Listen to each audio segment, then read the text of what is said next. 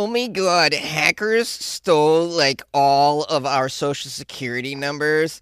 And football players at a college are going to wear QR codes on their helmets so you can give them a nice tip. Oh, also, a woman's apartment complex billed her $15,000 for breaking her lease after she died. These are the weird stories on Weird AF News, the only daily weird news podcast. Hackers apparently stole the social security numbers of every American. Go ahead, man. Steal my social security number. You want to be me? Go right ahead. Good luck with all of that. By the way, welcome to my student loan as well. Give that a nice fat kiss for me. Send them my regards over there at Nelnet. It says here we have a notorious hacking group who claimed that they stole an extraordinary amount of sensitive personal information from a major data broker. A member of the group has reportedly released most of it for free on an online marketplace for stolen personal data. This breach, which includes social security numbers and other sensitive data, could power a raft of identity theft, fraud, and other crimes, according to Teresa Murray, who's a consumer watchdog director. So, yeah, I mean, they got our social security numbers, sure, but do you know my first pet's name? Good luck with entering my accounts. You're going to be upset about my balance anyways. All right, here's some more details. They have the name of the hacking group. They're called USDOD. They claimed to have stolen 2.7 billion records of personal information. Not sure how many social security numbers is included in that. Probably all of our social security numbers are in there. It's personal data for everyone in the U.S., U.K., and Canada. They offered to sell the stolen records, I assume, on the dark web. They were seeking $3.5 million for the entire database. But piles of the data have been leaked by various entities anyways. Such data including phone numbers, email addresses, social security numbers, addresses. Well, no worries, guys. I'm sure there'll be a class action lawsuit against that data company that had all the information. And no doubt somewhere down the road, maybe 5 or 6 years, we'll all get that big fat 4-cent check as being part of the class action lawsuit. So that makes up for it. Well, my friends, this article goes on to give some steps you can take to safeguard your personal information amid this reported data breach. So here we are, Weird AF News, giving you some helpful tips for your life. This is what you do. You should monitor your credit reports for possible fraudulent activity. Notify the credit bureaus Experian, Equifax, and TransUnion if something looks suspicious. You can actually ask the credit bureaus, and I wasn't aware of this, you can ask them to place a freeze on their credit accounts by phone or email to prevent anyone from opening a bank account or taking out a loan or obtaining a credit card under their name. Now, just keep in mind, if you place a freeze on it and then you want to take out a credit card, you will have to reach out to them and unfreeze it. And then the obvious thing is to manage your passwords and, as much as possible, use two-factor authentication for important passwords to banks and whatnot. You should also avoid using the same login information for different services. Make sure to routinely change your passwords on your most precious accounts. I'm not talking just about your OnlyFans, man. I'm talking about Wells Fargo, too. If you happen to use Wells Fargo, they seem evil. I don't use them. Lastly, I think it would be irresponsible of me if I didn't address the stupidity of using Social Security numbers still in the year 2024. I mean, when are we going to get rid of this crap, man? The Social Security number was created originally as an identifier for the Social Security program only. It was never supposed to be this all-in-one number that we use for everything, to open bank accounts, for passwords, for everything. I mean, it's just silly. And don't even get me started over those Social Security cards they give you. I mean, the whole process is embarrassing. I'll just explain it for people who don't live in the U.S. They give you this piece of flimsy cardboard that has your Social Security number on it, and you're supposed to, keep it in your wallet, and it says do not laminate. They tell you do not laminate it, and you're supposed to hold on to that little piece of flimsy cardboard for the rest of your life. So stupid. I mean, I look forward to the day where we get rid of this stupid, archaic system with the whole Social Security number. We should have a national ID like most civilized nations. The problem is if you pitch that, conservatives get all up in arms because they're very paranoid. They're very paranoid about the government's power. They want to limit it. So when you pitch the national ID thing, they never get on board. So these things with a bipartisan situation that we have here, it's never going to get passed. So we're going to be dealing with this stupid Social Security number, just clownery for the rest of our lives, I think. And then, of course, when there's a data breach like this, then we all got to, deal with that. I think we should, what we should all do to confuse the hackers? Let's just all switch cards. They'll be so confused. A football team introduces QR codes on the players' helmets for the 2024 season. This is a college football team, the Oklahoma State Squad. They announced this week that their players will be wearing QR codes on their helmets this season to provide a way for fans to help fund the student athletes on their current roster. Wow, guys, this tip culture is completely out of control. I mean, how's this going to work? Picture player scores a touchdown, then runs over to the stands with a tablet, just holds it out to the people. It's a tip screen. And the choices of tips are 24%, 36%, 48%, because they're reasonable, obviously. They'll be reasonable. Then they're going to stand there and looking off into the distance, waiting for you to tip them. It's going to be hilarious, guys. These QR codes will be displayed on the Cowboys football helmets during the 2024 season that will link to not individual players. This is good to know. Let's make this clear.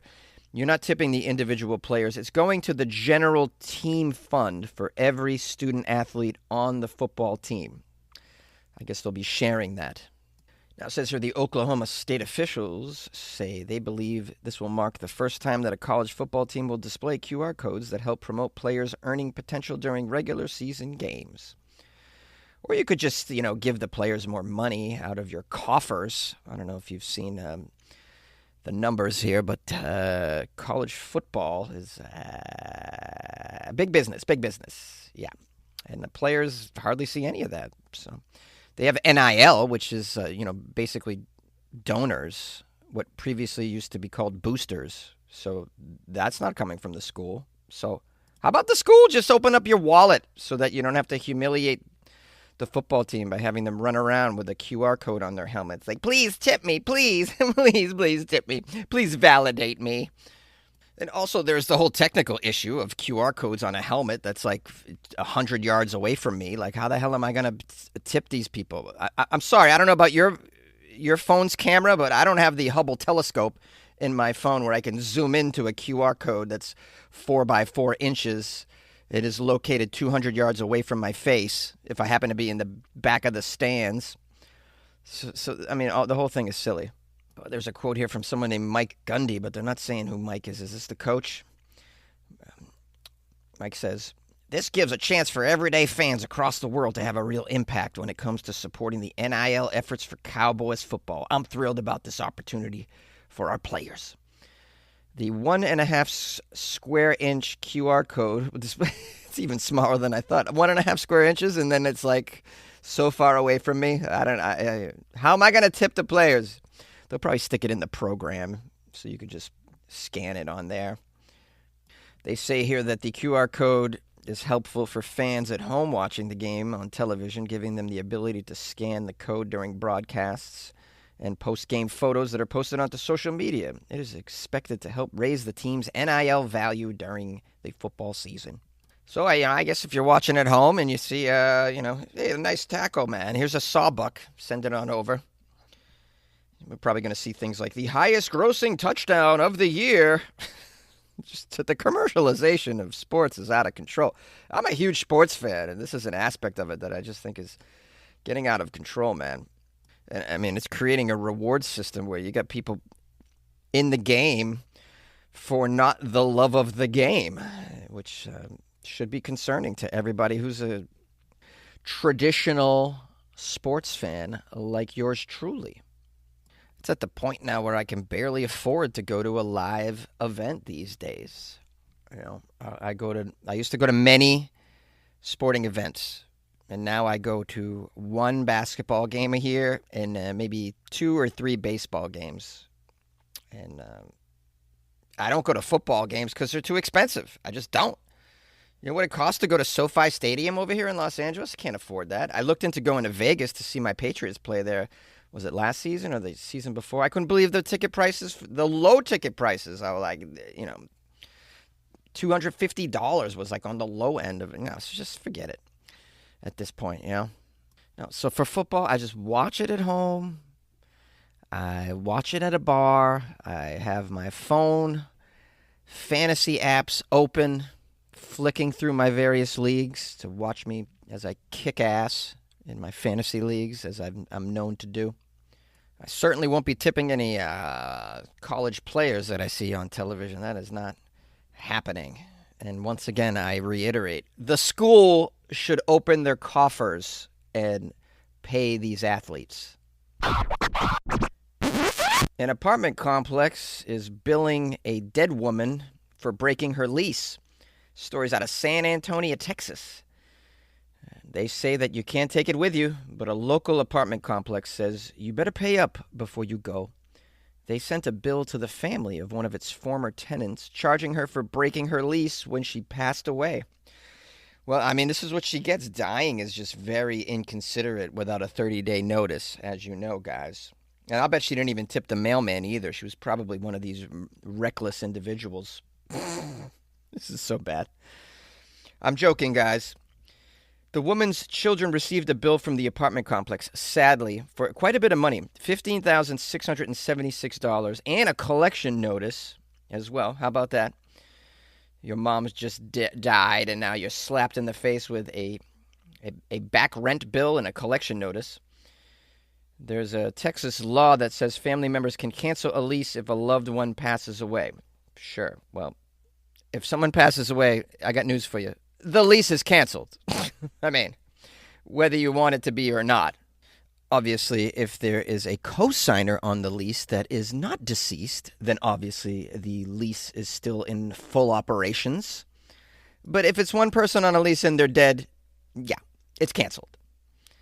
We have a quote here from David Natterman, who is the woman's son. He said, "The fact that they're attacking, coming after the next of kin who, quite honestly, we loved our mom and we're still grieving and all they care about is this money." Oh, poor David Natterman. This lady's son is so naive. He doesn't realize that the landlords in most cases are slumlords and all they care about is money. Every landlord I've had, for the most part, has been an absentee landlord, which makes it even worse. They have no personal relations with the people that actually live on their properties, and they don't care. All right, before I get my blood pressure all up there and start screaming. 91-year-old Sandra Bonilla, she died and was buried at the Fort Sam Houston National Cemetery next to her husband. For more than 10 years, she lived at the Lodge at Shavano Park Apartments. At the time of her death, Sandra had almost a year left on her 2-year lease. The son was handling this. He says, "We went to the apartment complex, spoke to the leasing manager. He told us that he would use the security deposit towards the cleaning and turning over of the apartment and that they would terminate the lease. But then later, the family received a bill for $14,368 in accelerated rent and a $1,117 lease break fee. It even states that the reason for her move out was, quote, deceased. The son says apparently they want the rest of the about a year's long worth of rent from a dead person. Now, for the purposes of this article, they interviewed Bill Clanton, not to be confused with Bill Clinton. This guy's a lawyer who specializes in debt collection law. Clanton says a section of the Texas Property Code states a representative of the tenant's estate may avoid liability for future rent if they take the following 2 steps. Remove all property from the apartment and provide a written notice of termination. The landlord can then only charge up to 30 days rent after the notice is received. The Clanton said, quote, Now the landlord can charge for about 30 days once the lease is terminated. You can't get blood from a turnip, and you certainly can't get rent from a dead person."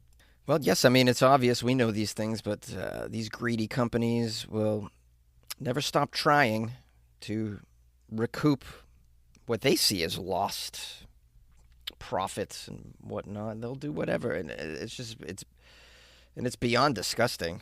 It reminds me of that. I heard that company that contracted the musicians to work on the Titanic actually charged the families of the deceased for the cost of the uniforms that were lost when the musicians went down with the ship. Can you imagine that? Are you surprised? No, I'm not surprised. And, you should just keep this in mind whenever you're considering your loyalty to such things as landlords and jobs and whatnot. No, your loyalty should not be to such things. And always watch your back. And here's a great piece of life advice from me to you. Before you die, spend all your money. Like, try to spend it all. You don't want nothing left in that bank account. That's a big win.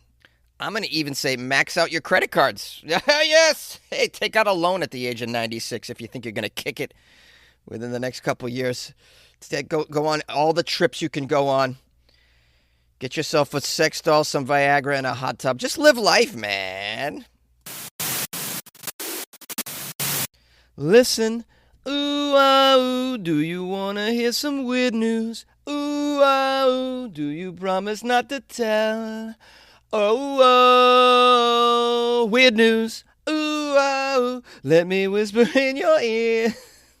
Yeah, sing along Beatles with me, guys. A Beatles sing along. What's that?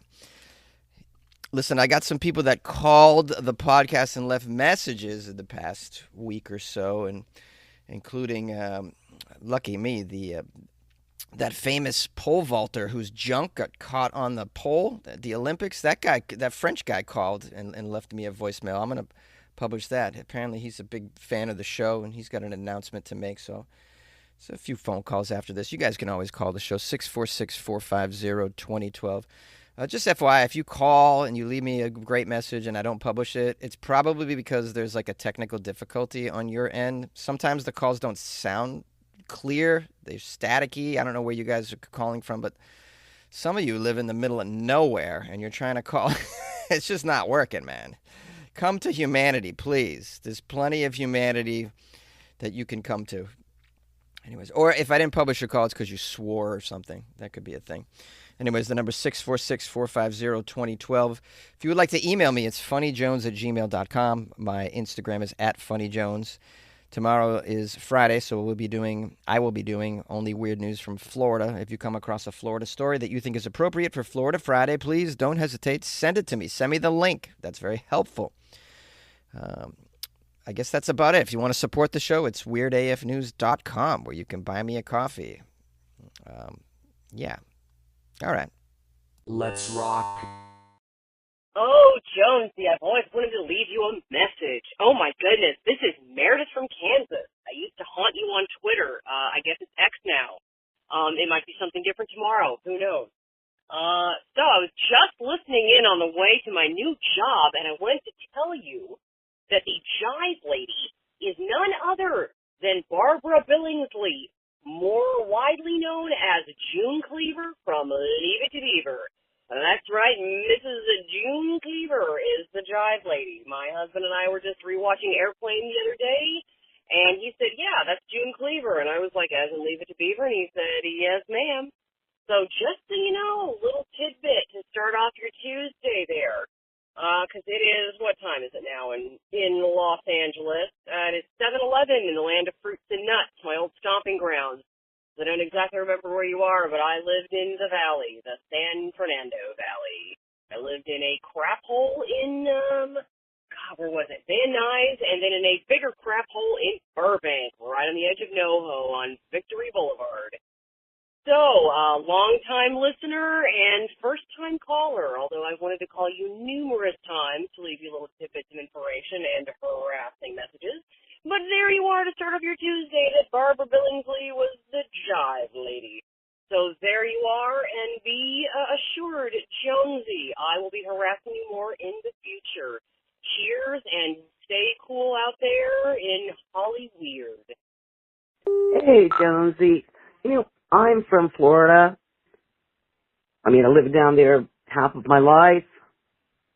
Why weren't bales of cocaine floating up onto Daytona Beach or Cocoa Beach when I was hanging out down there. So not fair. Well, anyway, I think Columbia is, sort of dropping off their extra. So, you know how they tell you the first bump is free? Well, the first bundle is free. And they're hoping everyone will get hooked so they'll buy them some. All right. Have good luck, man. Bonjour, Jonesy. This is Anthony Omari. I am the French Paul Voltaire. You may remember me as the man who's, qu'est-ce que c'est, how you say, emboli, packet, package. My package hit the bar as I jump over the pole vault. I have gained much fame since then on the TikTok, the Instagram.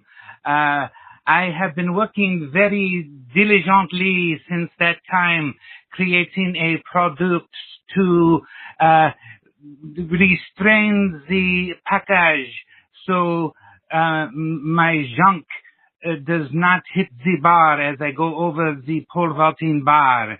I have come up with a product. It is a athletic supporter brief so that the junk remains tightly held within your trunks. I call it the Anthony Omari Pull Control Brief. Yes, it holds the junk tightly in the trunks. There, Jonesy, you must know that there is a time for business and a time for pleasure. Oui, don't you know, man? And there are two very important things that you must keep separate. So when it is time for business, you must keep the junk restrained within your trunks. So you must not let the junk cause you to flunk. You must keep it restrained. And when it is time to do this, you must use the Anthony Omari Pole Control Package Restraint System. Yes, that's what I say. You must buy my product. So when it is time for pleasure, you can indulge the bulge, cause relief in the brief, remove the Anthony Omari Pole Control Brief, take it off, and when you are with your lady, your mademoiselle, so to speak, you may release the dragon. You can indulge the bulge. When you are with your lady and you are ready to explore her cave, you are ready to spelunk.